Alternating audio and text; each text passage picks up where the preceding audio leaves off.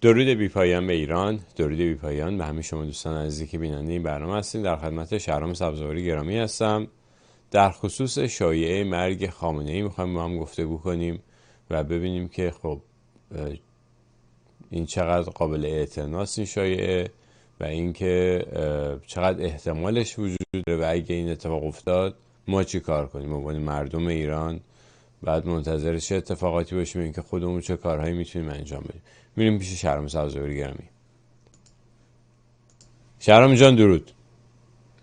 افشین جان درود به شما و درود به بینندگان عزیزت.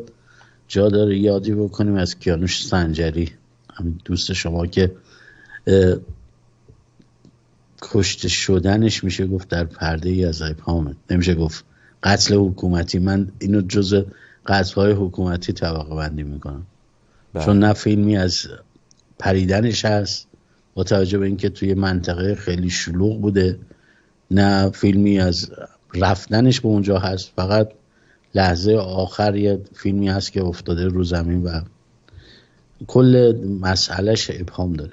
بله اتفاقا حالا که اشاره کردی من این نکته رو بگم، اکانت شارح توی توییتر حتما تو هم دیدی به نکته جالبی اشاره میکنه، میگه که همونجا بر اساس همون فیلمی که منتشر شده که مثلا دارن تنفس مصنوعی میدن به کیانوش، نشون داده میشه که 2 تا دوربین مداربسته اونجا هستن و فیلمای اون دوربین‌های مداربسته هم میتونه مسئله رو حل بکنه که خب لحظه 2 تا خیلی بیشتره. آخه 2 تا خیلی بیشتره. حالا اون 2 تا رو داره نشون میده دقیقاً. یعنی میخوام بگم که فیلم هست ولی فیلم منتشر نمیشه. بله اون منطقه تجاریه، تمام اون مغازه ها و اون پاساژ کلا دوربین دارن، دوربین های مداربسته است و اینکه چجوری جلوگیری میشه از انتشار این آدم، چجوری خودش رو رسونده به اون طبقه، چجوری اونجایی که گفته پرت شده پایین یا افتاده پایین، بالاخره باید اینا باشه دیگه. حتی حرکتش تو خود پاساژ که برسه به طبقه 5 بخواد خودشو پرت کنه پایین قبل از انداختنش تو فیلم های پاساژ باید باشه. اینا دقیقا نیومده بیرون. حالا اون اکانت نوشته، ما کلا ضد نقیضایی که تو این مسئله بوده رو نوشتیم، بارها هم نوشتیم، بعضی هم اومدن از خون این بنده خدا کره میگیرن برای خودشون و مسئله دیگه، این 2 تا مسئله دیگه اصلا خیلی واقعا هم دردناکه، همین که نشون میده چقدر این سیستم امنیتی جمهوری اسلامی فشله واقعا. مسئله دیگه این ماجرای این هستش که خیلی خوب کیانوش می‌خواسته خودکشی بکنه، اصلا افسرده بوده هرچی، ولی خب خودش یه فیلم یعنی نگرفته که بگه آقا مردم ایران من میخوام برم میرم چی کاری، میخوام جون خودم بگیرم. این یعنی ارزش یه فیلم گرفتم نداشته خودش، فقط یه توییت بزنه. و مسئله بعدی این برادرشه که حالا میارن تو ایران اینترنشنال. این برادرش که اصلا نکته‌هایی که حالا همه نوشتن تو توییت اینا رو من کار ندارم، خصوصا این اکانت هایی که میگن ما ایران هستیم، ادعای ایران بودن دارن و ادعا میکنن، ولی شناسنامه های ایرانی چندین سال تعویض شده. شناسنامه‌ای که ارائه شده برادر ایشون توی مثلا فلانه شناسنامه های قدیمی، اسمش تو اسم شناسنامه مادر آقای سنجری، کیانوش سنجری هست، شناسنامه از شناسنامه های قدیمیه و نمیدونم چرا اون شناسنامه تعویض نشده بوده و شناسنامه جدید به مادرش تعلق نگرفته. حالا ساده تر از اون و با خنده اومده الان این حسی که مثلا من دارم با شما به عنوان کسی که از خیلی دور میشناختم، هیچ مراوده ای نداشتم، هیچ ارتباطی باش نداشتم، اونم مثل من صحبت میکنه، هیچ تأثیر و نمیدونم ناراحتی نمیبینی. بعد اینایی که میگن مثلا ما همه کار کردیم تا جلوی پریدنشو بگیریم، قنده داره. طرف زیر پتو خوابیده، اکتی که زده برای اینکه جلوی خودکشی رو بگیره، تنها اکتش این بوده که بیاد زنگ بزنه بگه عزیزم تو خودتو نن، حالا هم اگه راست بگه یا دروغ میگه، چون خود کیانوش نیست که بگه همچین اتفاقی افتاده یا نه. اکتش این بوده که زنگ زدم به داداشش گفتم این خودشو داره میندازه پایین و از اون طرف هم بیاد مثلا بگه من زنگ زدم به خودش. حالا ساده تر از اون شهرام جان، ساده تر از اون اینه که اتفاقا کیانوش آدمی بود که خیلی با دوربین دوست بود، یعنی عکس میگرفت خودش جای مختلف. چطور ممکنه باز برادر خودش عکس نداشته باشه؟ یک دست انداختن گردن هم دیگه یه جایی با هم رفتن. اصلای حکومتی واسه میگیم برادر. شما محمد حسین تاجیک رو برید ببینید کی کشته. پدرش کشت. حفاظت اطلاعات وزارت اطلاعات بود، به خاطر اینکه اطلاعات درج کرده بود اومد رفت تو خونش کشتش. خب حالا اونا امنیتی بودن، ولی میخوام بگم خب کیانوش از نه، خب برادرش کیانوش هم عکس اگه بعد قرار داشته باشه یه باشه. امنیتی حذفش کنه میتونه برادرش کرده باشه. نه میخوام بگم که اگه این آقا مجیده برادرش باشه، خب بعد عکسی با هم دیگه گرفته باشن قبلش دیگه. چطور ممکنه؟ اونا که 100%، حالا ارزی که خب دارم دیگه. میکنم 1% اگه برادرش هم باشه جزو اون سیستم امنیتی باشه میتونه حذف کرده باشه. حالا بریم به سراغ موضوع خودمون، موضوع بحث این هفته. به هر حال امیدوارم که آروم گرفته باشه. نمیدونم واقعا چی بگم. خیلی به هر حال امیدوارم که یه تلنگری واقعا باشه برای همه فعالین سیاسی که دارن کار میکنن، همه مردم ایران، که یه جوون دیگه بی خودی قربانی شد، قربانی سیاست‌های کثیف جمهوری اسلامی شد. و من امروز حالا میونه کلامت یه مطلبی من امروز خوندم، اتفاقا یکی از دوستان که مشترک هستن برام فرستاد، میگفتن یه پزشکی هم به اعتراض به حکم اعدام بچهای اکباتان اومده خودکشی کرده. یه مطلبی هست اینجا بگم، این واژه رو، حالا امیدوارم توییترم ایراد نگیره سر این واژه، یوتیوب، این واژه رو جا نندازیم که جمهوری اسلامی هر کس رو بخواد حذف کنه از این واژه استفاده کنه، بگی مثلا اعتراض این شکلی کرده، اعتراض اونجوری کرده. قطعاً باید جلوگیری بشه از این جا انداختن این واژه توسط جمهوری اسلامی که هر مخالف خودش رو میخواد حذف کنه این نامو بذاره روش و این کار رو انجام بده. اینا حواسمون باید جمع باشه که بازی نخوریم از جمهوری اسلامی. بریم سر قضیه خامنه‌ای که دوباره خب من یادمه که خود شما اولین کسی بودی که اومدی، حالا تو برنامه که با من داشتی، تا که من یادمه، اومدی گفتی که خامنه‌ای تا یک سال دیگه، مثلا برنامه چند ماه پیش بود، گفتی تا یک سال دیگه این موقع نیست خامنه‌ای، که مثلا به طبق اون گفته شما یه 7-8 ماه دیگه هنوز وقت داریم. ما میخوام ببینم که آیا الان هی داره شایعاتش میاد بیرون که آقا خامنه‌ای ممکن بمیره، مجلس خبرگان تشکیل میشه بعد انتخاب بشه. چقدر جدی میدونی این شایعاتو؟ چقدر نزدیک میبینی این مرگ خامنه‌ای رو؟ افشین جان، این که من گفتم رو حساب این نیست که مثلا پیش بینی کرده باشم یا علم غیب داشته باشم. حکومت‌های همانند جمهوری اسلامی، حالا میشه گفت حکومت‌های چپگرایی مثل شوروی سابق، مثل چین، مثل کوبا، مثل حالا هر کدوم از این، شما اگه نگاه کنید وقتی قائل هستن اینجوری به فرد بدین شکل سفت و سخته، تو بنبست که گیر میکنن، خصوصا بنبست‌های اقتصادی، بنبست‌های سیاسی، بنبست‌های ارتباطات بین الملل، سعی میکنن یه راه فراری این بنبستا برای خودشون پیدا کنن. بهترین گزینه ای که میشونستن اینا الگو بگیرن کجا بود؟ عربستان بود. عربستان اومد شاه و یواش یواش گذاشت کنار، ولیعهد اومد، هنوز ولیعهده، نگفته من شاه عربستانم، ولی زمام امور عربستان دست خودش گرفت، اصلاحات رو انداخت، خیلی داره پیشرفت میکنه و سرعت بالایی داره اصلاحات رو اجرایی میکنه و میره جلو در زیر لوای همون شاهه که هست. جمهوری اسلامی هم خب رسیده به تمام این بنبستایی که من شما همه میدونیم، همش رسیده. تو روابط بین المللش الان تو بنبسته، توی اقتصادش بنبسته، تقریبا میشه گفت یه حکومت ورشکسته است، در صورتی که 11% منافع جهان رو داره، 1% جمعیت جهان رو داره، شاید کمتر از 1% جمعیت جهان، ولی بنبست اقتصادی رسیده. از این طرف با هیچ جا نمیتونه ارتباط بگیره، هیچ جا نمیتونه هیچ چیزی که نیاز ملت خودش رو تامین کنه. توی بحث‌های ایدئولوژیک و نمیدونم این داستان‌های خودش مونده، یه سری نیروهای آتش به اختیاری که به وجود آورده برای سرکوب مردم، الان شده بلای جون خودش، نمیدونه اینا رو چجوری راضی نگه داره. حتی یه جونورایی درست کرده که خودش هم ازش میترسه.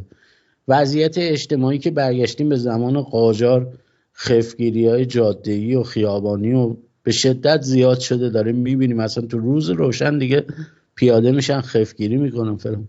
وقتی یه حکومتی به این مرز میرسه، برای اینکه بتونه اون پلای جهانیشو ترمیم کنه، بتونه اون وضعیت اقتصادی درونشو بتونه ترمیم بکنه، یا بتونه یه امیدی به مردمی که در حال انفجار هستن که تغییر ایجاد میشه فلان میشه بخواد ایجاد بکنه، دستخوش یه سری تغییرات باید بشه تو رأس حکومت. اون هرم بالای هرم حکومتی باید تغییرات ایجاد کنه. بهترین گزینه و الگوشون هم همون عربستان بوده.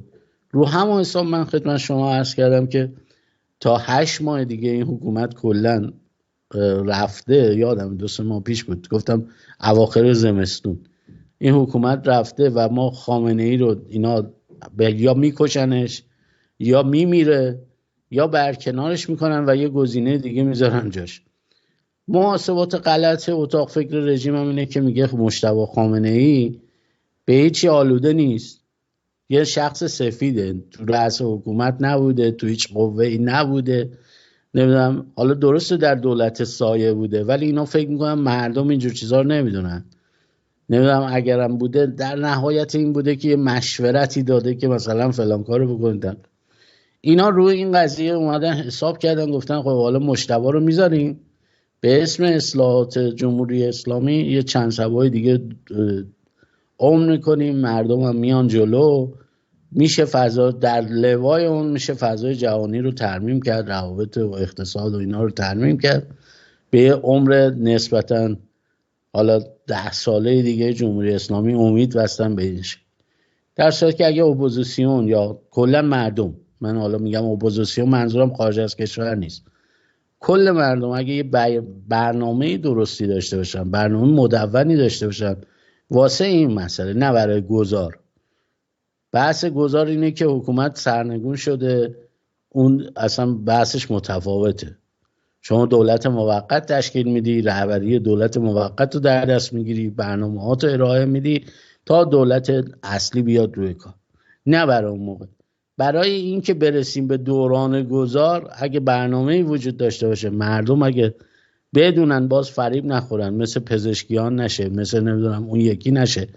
یا الان میر باقر رو آوردن تو کار، رفتن تو این شلوغ پلوغیایی که اتفاق افتاد، خدا بیامرز سنجری که عمرشو از دست داد تو این شلوغی‌ها و البشوها که شد و بازارگرمی‌های برخی از فعالین سیاسی اومدن رفتن 3 تا گزینه برای رهبری مشخص کردن به صورت جلسه محرمانه. این 3 تا گزینه رهبری عمده‌اش میخوره به مجتبی و میر باقر. خب میر باقر رو آوردن دوباره همون قضیه بد و خوب رو راه بندازن دیگه، که مثلا میر باقر بشه بده، مردم از ترسی که میر باقر نشه برن پشت مجتبی بایستن، یا همه کلا اونایی که رهبر رو انتخاب میکنن مردم هم بیان اوکی رو بدن، مثل همیشه همین کارهایی که کردن. امیدوارم دوباره اون خیانت ها پیش نیاد، دوباره نیان بگن بین خوب و بد بریم، نمیدونم بین بد و بدتر بریم بده رو انتخاب کنیم. ما گلمون مو در آورد که پزشکیان هم چیزی رو نمیتونه عوض کنه. الان پزشکیان اومده راحت داره میگه حاملای انرژی 30% 40% باید گرون بشه، یعنی یک فاجعه بزرگ، در صورتی که نفت خام نفت ملیه، اصلا نباید ملت ایران پول بگیرن، اونا رو دارن با پالایشگاه حساب میکنن و پولشو به اسم با نرخ دلار میخوان ملت بگیرن و میخوان بنزینو 30% 40% بنزین رو میخوان گرون کنن. بنزینی که تموم شدهش برای پالایشگاه خود بنزین بدون احتساب نفت خام بین 1600 تومان تا 2300 تومان، یه همچین کلاهی میخوان باز دوباره سر ملت بذارن. حالا باز اگه سوالی هست من در خدمت. بله، من فقط چند یکی این که گفتی که حکومت هایی که مثلا به بنبست میرسن، جمهوری اسلامی در زمینه اقتصاد دلیل این که به بنبست رسید 2 تا دلیل داره. یکی این که به هر حال به خاطر این سیاست خارجیش، تحریم هایی که خیلی حساب شده روی ایران گذاشته شد به اسم اینکه اینا تروریست هستن، ولی ضررش دودش تو چشم مردم میره بیشتر از هر کس دیگه. تا اینکه دوره ترامپ خوب قضیه فرق کرد، یه جور دیگه تمام شریان های مالی خود جمهوری اسلامی بسته شد. این یه قسمت هم فساد درون سیستم حاکمه که مثل یه آبکشه، هر چقدر که پول میریزن اونجا هیچی توش نمیمونه، همه چی میریزه پایین به خاطر اون فساده، به خاطر اینکه سیستم به شدت فاسد شده و به نظر من فسادش از دست حاکمان بزرگم خارج شده. یعنی یه زمانی خب مثلا این سیستم در زمان خمینی مثلا یه 20 تا فاسد داشت، 20 تا آدمی بودن که پول در می‌آوردن، داشتن مثلا به صورت حساب شده مثلا یه رانتایی رو می‌بردن، ولی الان این 20 تا شدن چند هزار تا و غیر قابل کنترل شده دیگه. برای همین هیچ قسمتی، هیچ نهادی، هیچ اداره کارشو درست انجام نمیده و این یک نارضایتی بزرگی به وجود آورده. به غیر از اینکه مردم ناراضیان، خود عوامل حکومت هم ناراضیان از این سیستم. یکی میگه چرا به من کمتر میرسه، یکی میگه چرا به اون داره بیشتر میرسه.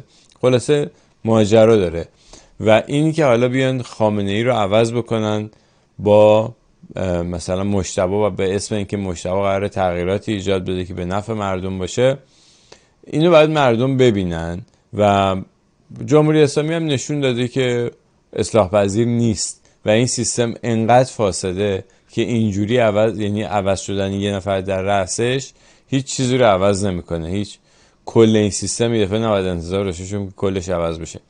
راجع به برنامه اپوزیسیون یا مخالفین جمهوری اسلامی صحبت کردی.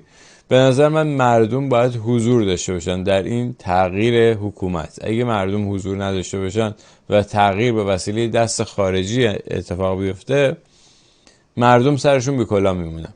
بعد مردم خودشون حضور داشته باشن. ما قبلا هم راجع به صحبت کردیم، جمعیت میلیونی مقصدم مشخصه، بیت ضحاک. حضور مردم خیلی مهم است و نیروهای نظامی ناراضی که زیاد هستن در داخل سیستم، اونها هم منتظر دیدن این حضور هستن.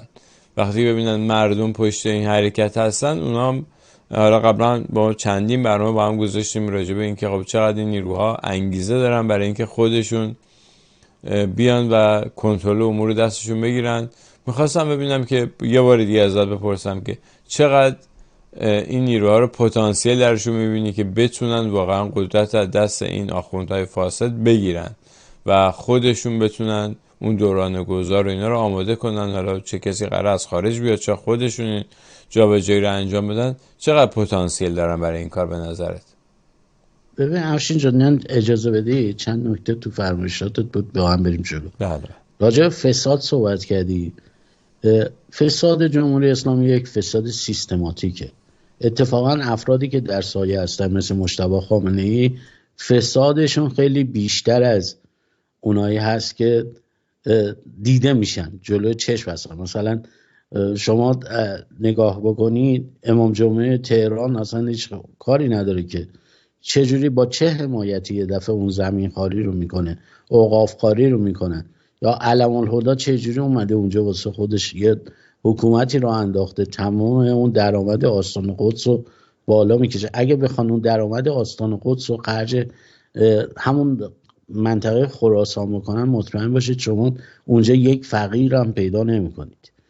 یعنی همه این فسادی که شما فرمودید فساد سیستماتیکیه که در کشور وجود داره. تا به اینجا رسیدن که امروز دارن به اسم کمک به مردم لبنان و غزه دارن طلاهای مردم رو از گردنشون دستاشون میکشن بیرون، بازم دارن سرقت میکنن. یعنی به همون کوچکترین اندوخته فقرا هم دارن دست درازی میکنن، چون اونی که پول داره که نمیاد همچین کاری بکنه، نمیاد بره نمیدونم گردن بندشو بده. من یه جانبازی رو دیدم اومدن گفتن نمیدونم 12 میلیارد داده. این جانبازایی که تو خیابونن حق و حقوقشون رو ندادن دارن نمیدونم کتکشون میزنن، کیان؟ پس دنبال یه قرون 2000 1 میلیون حقوق و 2 میلیون حقوقن. اون جانباز کی بوده که تونسته انقدر ثروت اندوزی بکنه تو تبریز؟ به کدوم باندو کدوم راندی وصل بوده که تونسته یه همچین ثروت اندوزی بکنه؟ بعد این جانبازایی که کف خیابون به خاطر 1 میلیون 2 میلیون حقوق با باتون میزنن تو سرشون، ما میبینیم.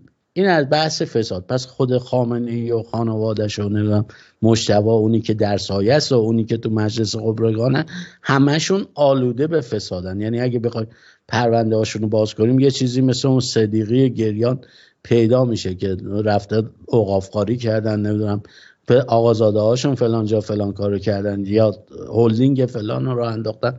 قشنگ اگه کسی باشه بره دنبال پرونده اینا، مشخصا ازشون فساد در میاد. بحث این که پتانسیل مردمی، شما میگید دست خارجی نمیاد تغییر ایجاد کنه، من با شما هم عقیدم. ببینید هیچ گربه‌ای بدون طمع موش نمیگیره. هیچ کشور خارجی اگه امتیاز نگیره یا اگر اون منابعش یا میشه گفت منافع ملی خودش تامین نشه، وارد یه همچین چالشی نمیشه که بخواد حکومت یک کشور رو براندازی کنه بعد اونو در اختیار مردم بذاره. حتی متفقین هم که اون موقع اومدن ایران رو اشغال کردن، روسیه با چالش از کشور خارج شد، یعنی با جنگ و با شوروی سابق با جنگ و فلان و اینا. تازه تو همون قراردادی هم که نوشته بودن خودشون اجازه داده بودن هر موقع احساس خطر بکنن از طرف ایران بیان برن مثلا تبریز رو اشغال کنن. تازه تو همون قراردادی که ایران رو ترک کرده بودن. ببینید یه همچین مسائلی هست. ما اگه ایرانمون رو دوست داریم، اگه تمامیت ارضیمون رو دوست داریم، اگه واقعا دوست داریم وضعیت مردم فرق بکنه، برسیم به یه ثباتی که همون ارزشی که قبلا داشتیم در دنیا، ارزش پول ملیمون بر اساس منابعمون، ارزش پاسپورت و ارزش چیزا، همین پتانسیلی است که در خیابوناست، همین جامعه‌ای که ملتهبه ولی اتاق فکر رژیم با چالشایی که درست کرده، با فشاری که تو فضای مجازی میاره، با مهندسی اجتماعی که میکنه، داره سردرگم میکنه. شما ببین الان میری توی مسائل فضای مجازی یوتیوب رو ببین به چه شکل اومدن. قشر جوانی که میتونه تقابل کنه با اینا اومدن درگیرش کردن با نمیدونم اکستیت و بلاندیت و فلان و اینا، دارن مهندسی اجتماعی میکنن، مشغولیات دیگه جز دغدغه‌های کشور جلوشون میذارن.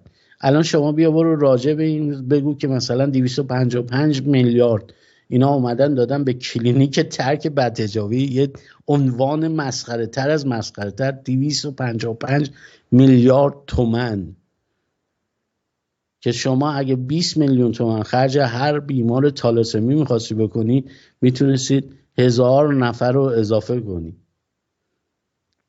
یا میتونستید به کودکان SMI کمک کنی.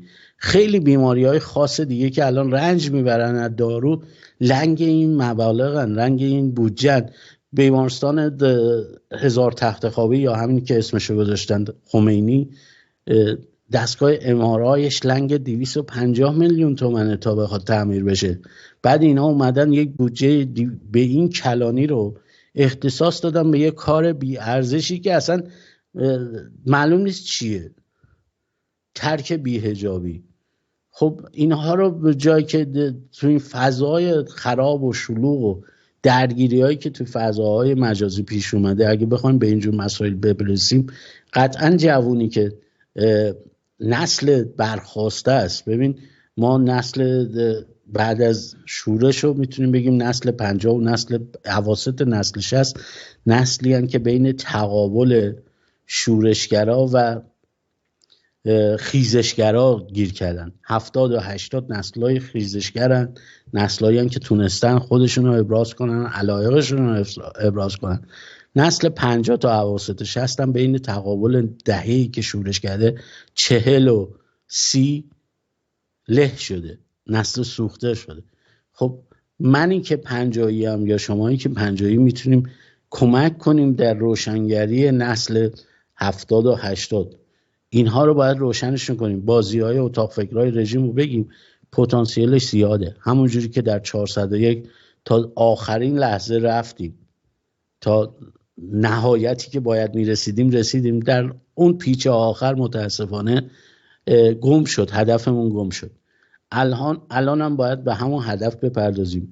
دوستانی که رسانه دارن، دوستانی که میتونن کمک کنن به بیشتر آگاه شدن، هرچند خیلی آگاهن، خیلی جلوان، خیلی شجاعن، میتونیم ما کمکشون کنیم، جاده رو براشون صاف کنیم، تو حمایت 100% بتونن حرکت کنن و شاهرگای ضحاک رو به قول معروف بگیرن و بکشنش پایین.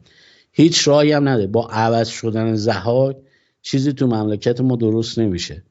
یعنی اگر فکر میکنید یه روزی خامنه‌ای مرد و بخواد این مملکت درست بشه، یه ضحاک دیگه جاشو بگیره، مملکت درست نمیشه.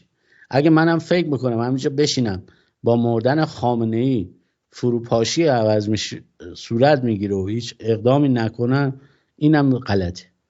بهترین کار اینه که برنامه داشته باشن دقیقاً برای اون ساعت‌ها و اون روزهایی که پر التهابه. ببینید شما رئیسی رو که تو هوا زدن، اتفاقاً این صحبتایی هم که ما کردیم تو همین قتل رئیسی بود دیگه، گفتیم گزینه‌های رهبری رو یکی یکی حذف می‌کنن تا شانس مجتبی، یکی از احتمالاتی که داده بودیم این بود تا شانس مجتبی زیاد بشه برای اینکه بتونه جای ضحاک بزرگ بشینه، جای بچه ضحاک بره جای ضحاک بشه. خب شما دیدید که خود رژیم تعجب کرده و چرا اپوزیسیون، حالا اپوزیسیون میگم داخل و خارج رو عرض میکنم، یه وقت چیز نگن بگن آقا تو خارج رو نگفتی داخل رو گفتی فلان، نه هر دو رو میگم. به خاطر بی برنامگی خود جمهوری اسلامی هنگ کرده بود.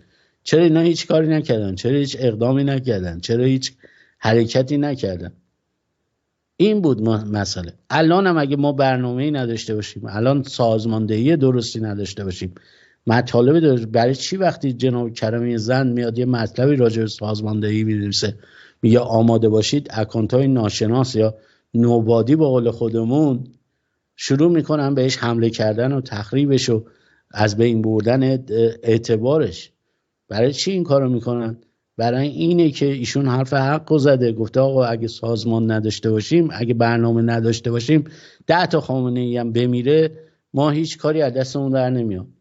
ایشون نگفت بیاین سازمان تشکیل بدید به من معرفی کنید، که ایشون نوشته بود سازمان برای خودتون سازماندهی کنید، افرادی که میتونن برای خودشون سازماندهی داشته باشن.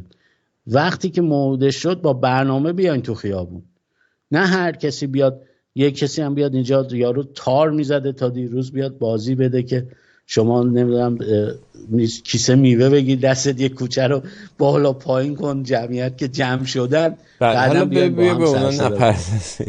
نه واقعیت آره میدونم درست میگی، اینا در دل هم هست. اگه ما سازمان داشته باشیم حتما گوله یه سری افرادی که خب حالا الان سلاح مملکتمون، چیزی که کلا بعد مردم بدونن اینه که خامنه‌ای بره مجتبی بیاد جمهوری اسلامی هیچ فرقی نمیکنه، همون هیچ فرق. و مسئله معیشت، بچه ضحاک میاد میشینه جاش تا بشه ضحاک. دقیقاً مسئله معیشت دم دستترین داستانه. اینی که حالا بنزین گرون نشم تازه به نظر من اونم مسئله. بعد ببینیم درآمد مردم باید دلاری بشه. الان همه چی دارن دلاری میخرن. خیلی خب یه کارگرم بعد ماهی $1000 درآمد داشته باشه که میشه الان 70 میلیون. بس این نیست که درآمد دلاری بشه، باید نه یعنی بعد درآمدا باید بیاد بالا. چرا درآمدا باید بیاد بالا که مردم راحت بتونن زندگی کنن. شما الان مثلا ریال عمان دلار نیست که. نه منظورم به این که قدرت خرید مردم، قدرت خود اون پول ملی بالاست. زمانی که مثلا دلار 7 تومن بود تو کشور ما که با جمهوری اسلامی، حالا نمیخوام وارد این بحث بشم، که با جمهوری اسلامی اتفاق نمیفته به خاطر همون فساد سیستماتیک. 100% اتفاق نمیفته. چون ببین شما هر چقدر تو یک سیلو برید گندم بریزی، وقتی موشهایی باشن که از اون سیلو گندم میدوزن، گندم سالمی برات باقی نمیمونه که. درسته. حالا هر چقدر جمهوری اسلامی درآمد داشته باشه، اصلا پول همه اینایی هم که داره به چین میبخشه، به عراق داره گاز مجانی میده، به ترکمنستان داره برق میده، مردم خودش برق ندارن، برق بصره و کوفه و نمیدونم این کربلا و اینا رو داره جمهوری اسلامی تامین میکنه، در صورتی که مردم خودش بعد امروز خاموشی رو داشته باشن، اونا خاموشی نداشته باشن. همه اینا رو هم بیاد قطع بکنه، درست باز مملکت ما درست نمیشه با این حکومت، چون اینا هیچ برنامه درستی ندارن. اینا تا بخوان هزینه‌های محور. حالا چقدر جدی میدونی این احتمال مرگ خامنه‌ای رو چقدر نزدیک می‌بینی؟ ببینید خامنه‌ای باید نهایتاً تا عید حذف بشه. تا عید باید حذف بشه. اگه حذف نشه دوامی نداره جمهوری اسلامی. اینها خودشون هم برنامه‌ریزی. حالا یه ذره این ور اون ور دیگه. حالا اینی که من میگم عید و یه منزل به حال این اومدن ترامپ به نظر چقدر اثر داره تو اینکه این قضیه رو جلو بندازه. باز همونجوری که خودت گفتی شارگا رو میزنه ترامپ دیگه. یه آدمی هم هست که معامله‌گر مستبد، معامله‌گری نیست که بیاد یکی بده 2 تا بگیره یا فلان، میاد همه‌شو میخواد. وقتی که ترامپ بیاد قطعا یه سری شرایط و شروطی داره. خب اونور پوتین میدونیم دوست ترامپه، بالاخره با ترامپ کنار میاد هر جوری شده، و ترامپ خودش هم این قولو داده. اینا پشتوانه‌شون به کیه؟ به پوتین دیگه بیشتر. چین و فلان اینا هم که بارها و بارها پوتین و روسیه بهشون خیانت کرده. چین هم حتی تو بحث عربستان و اون قضایایی که هست بهشون خیانت کرد. اون جزایر جلایسی که برای جزایر گذاشته بودن و حتی نام خلیج فارس چین هم بهشون خیانت کرد. بندر فاو که کره جنوبی داره 8 میلیارد دلار داره هزینه میکنه اونجا. چند سبای دیگه چند ماه دیگه آماده بهره‌برداریه. کلا میشه گفت اون جنوب ایران به فنا میره. بعدم اینم بهت بگم کسایی که میان اینقدر هزینه میکنن خب برای امنیتش هم یه فکری میکنن دیگه. قرار نیست هر کسی بره یه دونه موه دماغشون بشه. یارو رو میشونن حسابی سر جاش. خب وقتی یه همچین اتفاقاتی داره میفته، عربستان هم که اونجوری اومده میخواد یه شبیه اتحادیه اروپا، اتحادیه عرب ها رو درست بکنه، کشورهای عربی. حتی قول داده تا مصر هم اقتصادش رو تغییر میده، تونس و مصر و اینا رو هم حتی قول داده که تحت پوشش بگیره و تغییر بده. جمهوری اسلامی اگر تغییر نکنه نابودی محرزه و ما حتی بدتر از پاکستان و کره شمالی خواهیم بود از نظر فقر غذایی. حتی ببین 30% مردم ایران امروز، نه بیشتر، ببخشید 47% مردم ایران امروز فقر غذایی دارن. حالا فقر نمیدونم پولی و فلان اینا رو بریز دور، تامین خوراک اون 1200 کالری تا 1800 کالری که برای یک فرد در روز نیازه رو اونو نمیتونن تامین کنن. اون پروتئینی که باید بخورن نمیتونن بخورن. مرغ امروز 110,000 تومان بوده تو ایران، کیلویی 110,000 تومان. مگه چقدر حقوق حداقل و حداکثر حقوق نمیدونم حداقل حقوق یک کارگر گذاشتن 12 میلیون 13 میلیون تومان. بله. چیشو اجاره بده، چیشو حقوق بگیره. یعنی وضع معیشت خیلی اسفناکه افشین جان. خب پس یعنی عید بعد منتظر مرگ خامنه ای باشیم. آره من یه فیلمی دارم، حالا گفته بودیم خلبان ها میرن لباسشون رو میفروشن، کاش فیلم رو برات فرستاده بودم، حالا سریای بعد میتونی نشون بدی. فیلمی دارم که کلاه خلبانی هوانیروز رو خریدن، هلمت هلیکوپتر رو خریدن. میخوام حالا یه ذره نزدیک‌تر بشیم به اینکه واقعا نیروهای نظامی ازت پرسش کردم چقدر به نظر تو پتانسیل دارن برای اینکه بتونن این داستان سرنگونی جمهوری اسلامی رو بعد از دیدن مثلا جمعیت میلیونی یا جمعیت مردم، چقدر پتانسیل دارن نیروهای نظامی که واقعا وارد عمل بشن؟ به نظر چقدر؟ من اتفاقا دیروزم با یکی از دوستان داشتیم صحبت میکردیم راجع به این مسئله که ببینیم چند درصد بالا پایین هست. بدنه از اون حلقه فرماندهی، حالا 3% شما اون حلقه فرماندهی رو در نظر بگید از کل نیروهای مسلح، 3%ش تو اون حلقه فرماندهی هم که همه چی دارن، هم پول دارن، هم امتیازات دارن، هم هتل‌های مجانی دارن، همه امکاناتی که شما فکر کنید تو دنیا مرسومه که نیروهای نظامی داشته باشن اینا بهترش هم دارن حتی از خارجی ها، چون بخور هم توشون هست دیگه. قطعا بهترش هم دارن. ولی زیر اون 3% یا 4% اگه بخوایم حساب کنیم بقیه مثل مردم دارن زندگی میکنن، حتی به مراتب پایین‌تر از مردم، چون هم تحت کنترلن، هم توی خونه‌های سازمانی هستن اکثرشون. همین خب که هم پتانسیلشون چقدره، این چقدر خودباوری دارن. هم عرض میکنم همین که دارن درد مردم رو میبینن، درد خودشون هم میدونن، 3 شیفت 4 شیفت دارن کار میکنن و وضعیت اسفناکی داره. فقط میدونی چیه؟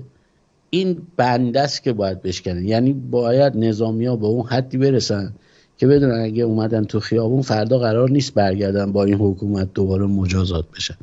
اگر مردمی امروز اومدن تو خیابون، ولو 50% همون ملته که میخوان تغییرات ایجاد بشه هم اومده تو خیابون، این 50% اومده تا تغییر بده رژیمو، بعد برگرده تو خونش، اون موقع است که میشه پتانسیل زیادی بهره برد. حداقل 60% پرسنل، حداقل 60% پرسنل پشت مردم قرار خواهند گرفت، حتی اونایی که تصورش هم نمی‌کنه. خب چون شما یه پول نویسی که میدی شمار زیادی پول نویسی میاد، یه همایش نمیدونم کارت بسیج سوزی که میشه یادت باشه کارت‌های بسیجشون رو میسوزوندن. اینها وقتی شما بخوای یه آمار صحیح بگیری بدون اینکه بخوای مثلا سمت و سویی رو در نظر بگیری یا حب و بغضی رو در نظر بگیری، قطعا میشه روش سرمایه گذاری کرد برای فردایی. بعد حالا پس باید به اون مردمی که ناراضی هن، ما این طرف اون طرف میشنویم، مردم خیلی ناراضی هن، 90% مردم ناراضی هن، ولی چند درصد براندازی میخوان اون مهمه. حالا همون مسئله اینه که خب ما دیدیم نیروهایی که توی همین جنبش 1401 اومدن توی میدون، بچه‌های دبیرستانی بودن، یه بخشی از دانشجوها بودن که واقعا با دل و جون از جون گذشته جان برکف اومدن به میدون. خب حالا توصیه حداقل من به عنوان کسی که از بیرون داره به این داستان نگاه میکنه اینه که باید بریم بقیه رو همراه کنیم به خودتون. یعنی شما به تنهایی نمیتونین این کار بکنین، باید بقیه از اون پتانسیل نارضایتی که در مردم هست، در بین پدر مادرهاتون، عمو، خاله، دایی، تمام کسانی که از شما سنشون بیشتره و نشستن منتظرن که یه اتفاقی بیفته، یه امام زمانی بیاد از این وضعیت درشون بیاره و همه دارن زجر میکشن، از این پتانسیل استفاده بکنین و بهشون بباورونین که شما میتونین همراه بشین با ما و بریم کارو تموم کنیم برای همیشه. یعنی الان کاری که یه جوون دانشجویی که مصممه به نابودی جمهوری اسلامی، یه بچه دبیرستانی که مصممه به نابودی جمهوری اسلامی برای اینکه آینده خودش رو تضمین بکنه، برای اینکه زندگیشو پس بگیره، کاری که باید بکنه همینه که باید بره با بقیه صحبت بکنه، با هر چند نفری که میتونه صحبت بکنه برای اینکه اونا رو متقاعد بکنه که در اون روز موعود، حالا روز موعود میتونه روز اعلام مرگ خامنه‌ای باشه، میتونه روز اعلام گرونی بنزین باشه، چیزای مختلفی در راه الان، در اون روز موعود بیان به میدون و فقط حضور داشته باشن. هر چقدر حضور بیشتر باشه امنیت اون جمعیت بالاتره و اینکه به خواسته خودشون که نابودی جمهوری اسلامی نزدیکتر میشن، اون تکون بیشتری میتونن به جمهوری اسلامی بدن برای اینکه این حکومت رو واقعا سرنگون بکنن. اگه سخن پایانی داری گوش میکنیم شهرام جان.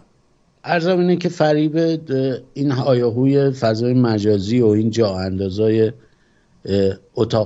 پروژه های اتاق فکر رژیم رو نخورن، اون جدول جنگ روانی رو داشته باشن، بدونن که بخشی از این حرکت هایی که تو فضای مجازی میشه، تزریق ناامیدی، تزریق نمیدونم نتوانستن گرفتن اراده ملی از مردم، اینا همه دستخوش اون اتاق فکر رژیمه. میخواد به شما تلقین کنه که نمیتونید این کار رو انجام بدید، براندازی رو از دست شما دور کنن. نمیدونم این بازی های سلبریتی بازی و پیام های پوپولیستی، اینا هیچ کدوم دردی رو دوا نمیکنه. اگر واقعا تغییر میخواین، اگه عزت و شرف ایران رو میخواین برگردونید، ایران و ایرانی رو بهش برگردونید، ریشه این جمهوری اسلامی باید کنده بشه. هیچ راه دیگه ای هم نداره. بهترین کاری که میتونید بکنید اینه، چه ضحاک باشه، چه بچه ضحاک باشه، چه رفیق ضحاک باشه، چیزی تو کشور ما عوض نمیشه تا زمانی که این آخوند و این مسند قدرت تو دست حکومت جمهوری اسلامی است. سپاسگزارم و تایی داری بعد. بدرود. بدرود.